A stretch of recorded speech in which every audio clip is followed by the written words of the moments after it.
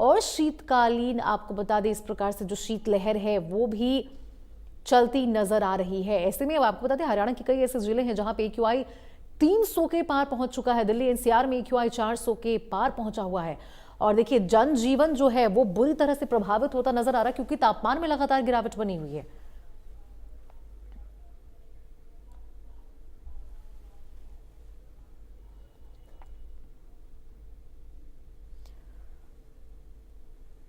और मौसम को लेकर अपडेट के साथ हमारे साथ विकास करनाल से जुड़ चुके हैं। विकास, ये बताइए कि लगातार जो मौसम है उसका मिजाज बदलता नजर आ रहा, क्या अपडेट है, क्या AQI आज दर्ज किया गया है करनाल में?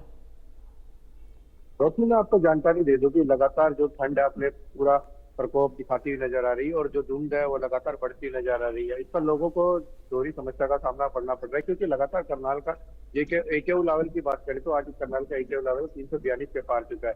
ऊपर से ठंड के मार, ऊपर से प्रदूषण का कहर, लगातार जनता को इसका जूझना पड़ रहा है। वही स्वास्थ्य विभाग चाहे पोल्यूशन विभाग की बात करें तो लगातार नोटिफिकेशन जारी करते नजर आ रही है कि कोई जरूरी काम है, चाहे बच्चे हो चाहे बूढ़े हो चाहे जरूरी हो, जो प्राइवेट वाहन है उनको कम से कम इस्तेमाल करा जाए। क्योंकि लगातार देखा जाए तो इस बार समस्या पोल्यूशन है, बड़ी समस्या से जूझ रहा है करनाल, क्योंकि लगातार पोल्यूशन के जो मामले हैं लगातार बढ़ते नजर आ रहे हैं, जिससे कि सरकारी विभाग की OPD की बात करें, लगातार OPD की संख्या बढ़ रही है। प्राइवेट हॉस्पिटलों की बात करें, उसमें लगातार मरीज बढ़ रही है। मगर स्वास्थ्य विभाग फिर भी नोटिफिकेशन जारी करता नजर आ रहा है कि अगर कोई जरूरी काम हो तभी घर से निकले, क्योंकि लगातार देखा जाए तो ठंड ने भी अपना पूरा प्रकोप दिखाना शुरू हो गया, क्योंकि लगातार धुंध बढ़ती नजर आ रही है, जिससे कि विजिबिलिटी नाम मात्र की रह गई है। और लगातार ट्रैफिक विभाग भी इसमें एडवाइजरी जारी करता है कि जो वाहन चालक है अपनी जो वाहनों की लिमिट है उस पर थोड़ा कंट्रोल करे और उसको वाहन चालक को थोड़ी धीमी गति से चलाए और अपनी फॉग लैंप है जो डिपर है वो जरूर यूज करे। बिल्कुल विकास, देखिए जो नियम कानून है वो तो बनाए जा रहे हैं, लेकिन सवाल ये उठता है कि आखिर ये हर साल की कहानी है। देखिए जब भी दिवाली का त्योहार बनता है उसके बाद हमेशा हम देखते हैं कि इस प्रकार से जो प्रदूषण है उसमें लगातार इजाफा देखने को मिलता है। तो आखिर जमीनी स्तर पर आपको बताइए कि इस प्रदूषण को, इस ठंड को कंट्रोल में लाने के लिए, कोहरे का जो सतम देखने को मिल रहा है उसको कंट्रोल में लाने के लिए क्या कुछ सरकार की ओर से, प्रशासन की ओर से जमीनी स्तर पर किए जा रहे हैं? हालांकि मैं आपको जानकारी बड़ी, सरकार लगातार इसको कोहरे को तो प्राकृतिक है, इसे कंट्रोल नहीं किया जाता, मगर एक जो पोल्यूशन है उसे कंट्रोल करने का पूरे ही सरकारी विभाग है जो तुरंत सरकार इसके लिए निश्चित कदम उठाती है। मगर बात करें तो लगातार जागरूक करने का निरंतर काम करते हैं, चाहे शहरी क्षेत्रों की बात करें चाहे ग्रामीण क्षेत्रों की बात करें। पोल्यूशन विभाग, जिला प्रशासन ने कई टीमें गठित करी थी, लगातार जनता को जागरूक करने का काम भी करा था कि जो प्राइवेट वाहन है उसके कम से कम इस्तेमाल करे और जो गवर्नमेंट व्हीकल है उनका इस्तेमाल करे, क्योंकि गवर्नमेंट व्हीकल भी आजकल इलेक्ट्रिक वह बैटरी वाले वाहन को इस्तेमाल कर रही है, जिसको कि पेट्रोल कंट्रोल सके। मगर फिर भी जनता जागरूक होने के लिए तैयार नहीं। लगातार जनता अगर इसमें सरकार का सहयोग नहीं देगी तो इससे हमें समस्या से जनता को ही जूझना पड़ेगा। मगर जनता फिर भी इसकी तरफ ध्यान नहीं देती, क्योंकि बात करें तो OPD की संख्या लगातार दिन प्रतिदिन बढ़ती जा रही है। क्योंकि देखा जाए तो ठंड ने भी अपनी पूरी तरह से हरियाणा में दस्तक दी। वही करनाल जिले की बात करें तो दिन आज भी पूरी तरह कोहरा देखने को मिल सकता है। आप मेरे पीछे भी देख सकते हैं किस प्रकार यहाँ पे कोहरे की चादर चाहिए और विजिबिलिटी नाम मात्र की रह गई है। इसलिए जनता भी, सरकार भी जनता से अपील करती है कि जब तक जनता का सहयोग के बिना कुछ नहीं होगा, क्योंकि जनता ही एक ऐसी चीज है जिसमें सरकार अपनी महत्वपूर्ण भूमिका तो निभाती है, मगर जनता भी अपनी महत्वपूर्ण भूमिका निभाएगी तभी उसके द्वारा यहाँ पर पोल्यूशन को बिल्कुल कंट्रोल विकास, किया यानी कि जो जनता है, जो लोग हैं, उनको भी जागरूक होने की जरूरत है और एहतियात बरतने की जरूरत है, क्योंकि अगर सरकार के द्वारा नियम कानून बनाए भी जा रहे हैं और अगर उनके द्वारा पालन उसका नहीं किया जाएगा तो कोई फायदा इसका होते हुए नजर नहीं आएगा। देखिए विकास, जब ठंड बढ़ती है और प्रदूषण का अटैक, इस तरह से जो कोहरे का भी ट्रिपल अटैक देखने को मिलता है, तो जो सड़क दुर्घटनाएं होती है उनकी संख्या में अचानक से इजाफा होना शुरू हो जाता है। और हमने तस्वीरें भी देखी, कुछ दिन पहले भी तमाम तस्वीरें निकलकर सामने आई जहां पे 35 से 40 बसें आपस में टकरा गई, कहीं कार और बाइक की टक्कर हो गई, लोगों की मौत भी निकलकर सामने आई। तो इसमें देखिए सवाल ये बनता है कि आखिर जो ट्रैफिक मैनेजमेंट है वो क्यों नहीं किया गया? जब कोहरा लगातार बढ़ता जा रहा है तो ऐसे में ट्रैफिक की भी जो सुरक्षा को लेकर व्यवस्था है वो भी इतनी ठोस की जाए ताकि इस प्रकार से जो कोहरे का अटैक देखने को मिल रहा है उससे बचा जा सके और दुर्घटनाओं को कम से कम किया जा सके। जी, मैं आपको जानकारी दे दूंगी, जो करनाल का ट्रैफिक विभाग है वो भी पुख्ता इंतजाम करके बैठा हुआ है, क्योंकि लगातार देखे तो जो कोहरा है लगातार दिन प्रतिदिन बढ़ता जा रहा है, क्योंकि आज कल से ज्यादा तो आज विजिबिलिटी बहुत ज्यादा कम है। और लगातार जो ट्रैफिक विभाग है अपनी, जो उन्होंने पुलिस विभाग के जो कर्मचारी उनकी ड्यूटी तैनात कर दी गई है। अगर जो भी ज्यादा गति से वाहन चलाएगा उसका तो तुरंत कैमरे के विभाग के कैमरे जो लगाए गए, CCTV कैमरे लगाए, उनके द्वारा भी कैमरे के द्वारा उनका चालान किया जाएगा। मगर फिर भी जनता जो हाईवे बेल्ट की बात करे तो उसमें भी लगातार पुलिस नाका लगाकर चालान करने का कार्य करनाल में कर रही है, जिसको लेकर करनाल में चालान की जो संख्या वो बढ़ी और जिससे कि लगातार करनाल में चालान की संख्या बढ़ी और जिससे कि उन्होंने वो लगातार जनता को कह भी रहे हैं कि अगर यही चलता रहा तो इससे की दोहरी समस्या से हमें जूझना पड़ेगा। अगर करनाल की बात करें तो अभी पिछले दिनों भी एक एक्सीडेंट हुआ था जिसमें एक पिता और एक पुत्री की मृत्यु हो गई थी जी। जगह धुंध के कारण ही है, जिसमें कि एक ट्रक आता है और बड़ी स्पीड बात है जिससे कि विजिबिलिटी नाम मात्र ही रहेगी, उसे वो दिखे नहीं और वो उनकी मौके पर ही डेथ होगी। इसलिए पुलिस प्रशासन भी ट्रैफिक विभाग को एडवाइजरी जारी कर रहा है कि अपने वाहनों को धीमी गति में चलाए, मगर फिर भी जनता है कि कईयों को जल्दी पहुंचने के कारण जिससे कि उनके नुकसान का सामना करना पड़ता है। ठीक है विकास, हमारे साथ हिसार से कुलदीप सिंह हमारे सहयोगी जुड़ चुके हैं। कुलदीप, देखिए ये ठंड, प्रदूषण और कोहरे का ट्रिपल अटैक देखने को मिल रहा है। ऐसे में जरूरी है कि सरकार और अधिकारियों के ओर से जमीनी स्तर पर कुछ जो ठोस कदम है वो उठाया जाए, ताकि ये हर साल की कहानी जो देखने को मिलती है, हर साल जो ये प्रदूषण का और ठंड का जो अटैक देखने को मिलता है और कोहरे की वजह से दुर्घटनाएं होती है, उनकी संख्या कम से कम की जा सके।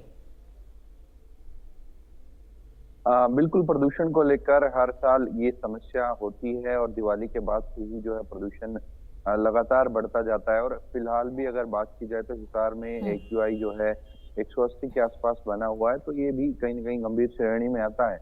लेकिन हिसार जो है वो NCR क्षेत्र से बाहर है और NCR क्षेत्र से बाहर की बात की जाए तो हिसार, फतेहाबाद, सिरसा, इन तमाम जिलों में प्रदूषण देखने को मिल रहा है। लेकिन कोई जो है नियम उसको लेकर नहीं बनाए गए हैं। इतने ज्यादा जो NCR क्षेत्र में बनाए गए हैं, NCR क्षेत्र में ग्रेफ कोड लागू किया गया है, लेकिन जो बाकी इलाका है वहाँ किसी भी तरह के ऐसे नियम नहीं देखे जा रहे हैं।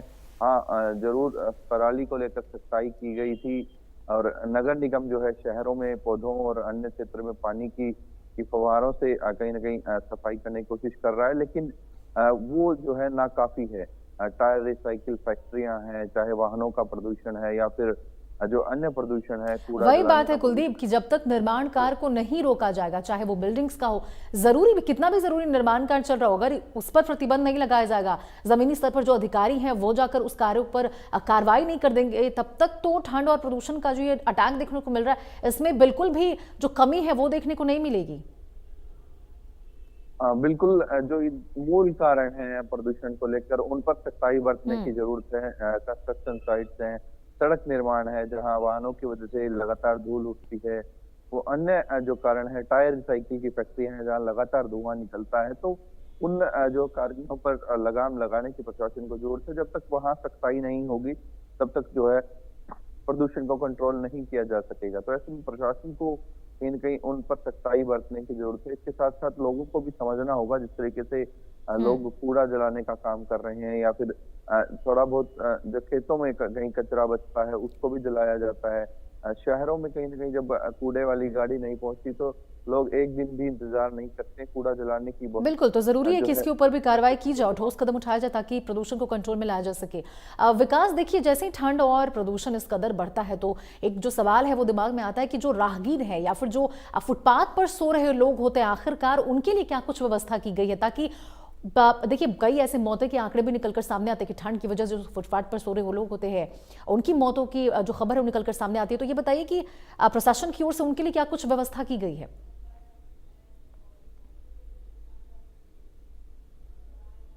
जी विकास। स्टेशन में सेक्टर में कहीं करनाल में स्थित है जो वहां पर रैन बसेरों की व्यवस्था की है, जो अस्थायी शेल्टर का निर्माण किया है जिससे कि 10 से 25 व्यक्ति को रहने का इंतजाम है। उसमें पानी की व्यवस्था है, खाने की व्यवस्था भी करी गई है और रजाई कंबल गद्दे भी लगाए गए हैं। जो भी व्यक्ति बेसहारा है उनके लिए यहाँ पर रहने का पूरी तरह से इंतजाम किया। सरकार लगातार कोई ना कोई इंतजाम करती है, मगर अब जनता को भी इसको देखना है कि हमें इसको कैसे उपयोग में लाना है, कैसे इसको हमने फायदा लेना है। तो लगातार हमने पहले भी एक खबर दिखाई थी रैन बसेरा को लेकर कि जनता ने सेक्टर 12 करनाल जिला जो नगर निगम प्रशासन है करनाल का, एक रेलवे स्टेशन पर रैन बसेरा की अस्थायी शेल्टर लगाया है, सेक्टर 12 में लगवाया है, सेक्टर 4 में लगाया है। तो रैन बसेरा की पूरी तरह से व्यवस्था कर दी गई है जिससे कि कारण ठंड के कारण किसी की मृत्यु ना हो।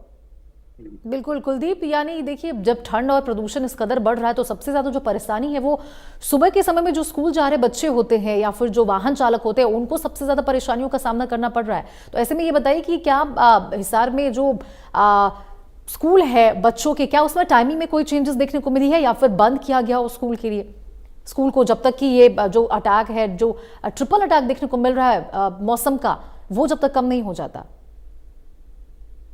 देखिए बिल्कुल 2 दिन से अभी कोहरे को लेकर रहा है, तो ऐसे में प्रशासन की तरफ से कोई फैसला नहीं लिया गया है। फिलहाल भी अगर बात की जाए तो विजिबिलिटी ठीक ठाक है, धूप निकली हुई है, तो ऐसे में 2 दिन से जो है कहीं ना कहीं शुरुआत के 2 दिन थे, वहां जो कोहरे का असर देखने को मिला था, भयंकर कोहरा देखने को मिला था, तब जो है जरूर दिक्कतें हुई थी। कई सड़क हादसे भी हुए थे, स्कूली बच्चों के वैन को लेकर लेट भी हुई थी। लेकिन अब 2 दिन से जो है कोहरे का असर बेहद कम दिख रहा है, तो कहीं ना कहीं अभी प्रशासन की तरफ से कोई चेतावनी या कोई फैसला नहीं लिया गया है टाइमिंग में बदलाव को लेकर। बाकी कई निजी स्कूलों ने अपने स्तर पर टाइमिंग में बदलाव जरूर किए हैं, कहीं ना कहीं आधे घंटे लेट जो है स्कूलों को का टाइम चेंज कर दिया गया, लेकिन अभी तक प्रशासन की तरफ से पूरे क्षेत्र के लिए किसी भी तरह की कोई एडवाइजरी जारी नहीं की गई। ठीक है विकास, मैं चाहूंगी आप जरा अपने आसपास के वातावरण को दिखाइए कि किस प्रकार से वहां पर जो विजिबिलिटी है वो डाउन नजर आ रही है, और ताकि लोग देख पाएं, और यदि वो घर से बाहर निकलते हैं तो मास्क का जरूर इस्तेमाल करें, क्योंकि मैं देख पा रही हूँ कि विजिबिलिटी आपके आसपास भी काफी ज्यादा कम नजर आ रही है। विकास, बिल्कुल आप रोशनी, आप मेरे पीछे देख सकते हैं, देखिए किस प्रकार यहाँ पर 10 से 20% की विजिबिलिटी, और लगातार जो भी वाहन यहाँ से जा रहे हैं, एक नेशनल हाईवे का फ्लाईओवर है, और जो भी वाहन जा रहे हैं अपनी लाइट ऑन करे हुए, और लगातार विजिबिलिटी की बात करें तो आज कोहरा कल से ज्यादा है, जिससे कि विजिबिलिटी 20 से 30% की रह गई है। कल तो फिर भी विजिबिलिटी नजर आ रही थी, वाहन चल रहे थे ठीक ढंग से, मगर आज वाहनों ने अपनी लाइटें ऑन करके वाहन चला रहे हैं, और लगातार ट्रैफिक एडवाइजरी भी जारी हुई है कि अपने वाहनों की लाइट ऑन करके रखें, क्योंकि कोहरे का प्रभाव पूरे हरियाणा में एक से आ चुका है, और लगातार ठंड, मौसम विभाग ने इसमें नोटिफिकेशन जारी करता है कि आगे लगातार ठंड बढ़नी है, इससे कम नहीं होनी है। तो इससे वाहन है, अपने वाहन है जो वाहन चालक है, अपने वाहनों को धीमी गति से चलाए। जी रोहित। ठीक है, बहुत बहुत शुक्रिया आपका विकास, बहुत बहुत शुक्रिया आपका, आप दोनों का, कुलदीप, हमारे साथ जुड़ने के लिए। तो हमारे सहयोगी देखिए हमारे साथ बने हुए थे, जो दिखाया था किस प्रकार से विजिबिलिटी काफी डाउन हो चुकी है, और ऐसे में जो वाहन चालक है सबसे ज्यादा उनको परेशानियों का सामना करना पड़ रहा। अब आपको नूह लिए चलते हैं, जहां हमारे अब सहयोगी ने क्या मौसम है और क्या कुछ वहां मिजाज मौसम का हो रहा है उसको लेकर उन्होंने ग्राउंड जीरो से रिपोर्ट दिखाते हैं। आपको बता दें कि नूह जिले में लगातार धुंध का कहर जारी है। वहीं बता दें कि अब से पहले 2 दिन पहले भी काफ़ी धुंध देखी गई थी, जिसमें बता दें कि काफ़ी गाड़ियों का एक्सीडेंट यहाँ में देखा गया था, कई लोगों की इसमें जान भी गई, तो कई लोग इसमें घायल होते हैं। लेकिन आज बता दें कि अब फिर दोबारा से आज काफ़ी धुंध इस नज़र आ रही है, और धुंध के कारण काफ़ी परेशानी हो रही है। खास करके अगर बात करते हैं तो छोटे छोटे बच्चों को भी काफ़ी इस धुंध में परेशानी का सामना करना पड़ रहा है। वहीं बता दें कि इस धुंध को लेकर जिस जिस ठंड बढ़ती जा रही है, लोग जो कि अलावा का सहारा ले रहे हैं। बता दें कि फिलहाल इस धुंध के कारण जो आने जाने हैं, जो ड्यूटी पे जाने वाले लोगों को काफ़ी परेशानी का सामना करना पड़ रहा है। वहीं बता दें कि इस धुंध के कारण सड़क पर वाहन भी रेंग रेंग कर चल रहे हैं, फॉग लाइट का इस्तेमाल कर रहे हैं। लगातार प्रशासन द्वारा ये हिदायत दी गई है कि धुंध में चलते समय फॉग लाइट का इस्तेमाल करें, और साथ साथ बता दें कि जितने भी रोड बने हैं सभी पे सफ़ेद पट्टी लगाई जाए, तो उसको लेकर भी प्रशासन लगा सकता है। और वहीं बता दें कि अब आज जो धुंध फिर दोबारा से देखेगी, क्योंकि 2 दिन मौसम साफ रहा था और आज फिर से धुंध शुरू हो चुकी है। अब देखना ये होगा आखिर इस धुंध में कितने गाड़ियों का और एक्सीडेंट होता है, क्योंकि 2 दिन की धुंध पड़ी थी, उसमें करीब 25 से 30 गाड़ियों का एक्सीडेंट हुआ था। आप देख रहे हैं नूह से सोनोरमा, इंडिया न्यूज़।